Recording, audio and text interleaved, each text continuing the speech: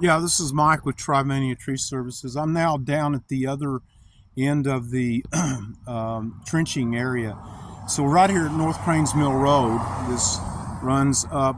The church is on the left side. The school is on where the bus is pulled in. But you can see that all of this trenching that is taking place is running all the way down to here and across over into here. So all of this equipment that has been digging down in the infected area is now digging in the areas that were not infected with the fungus. And it's very possible that the fungus now is being transmitted on this equipment that was digging down where the fungus has already killed trees and within the spread pattern that is further back toward the school.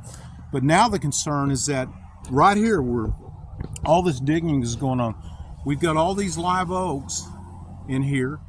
There's red oaks all back in there. So we have the potential of this now becoming an infected area. And those red oaks back in there, if this becomes an infected area with the red oaks, and I mean they're right there, this has the potential to become a fungal mat production cycle hotspot, to where the red oaks, if they get infected, then they can produce a fungal mat, a fungal mat during the annual fungal mat production cycle, which takes place in February, typically in Texas. Once that happens, then those spores push the bark open and expose. And they're exposed, they put off a fruity scent that draws the beetles and small animals, and they feed off of it. Then once they feed off of it, they're inoculated in it, and then the beetles, looking for sap, they fly, to other areas. Then they can transmit the fungus over land, and then you can have the potential of hotspots popping up everywhere.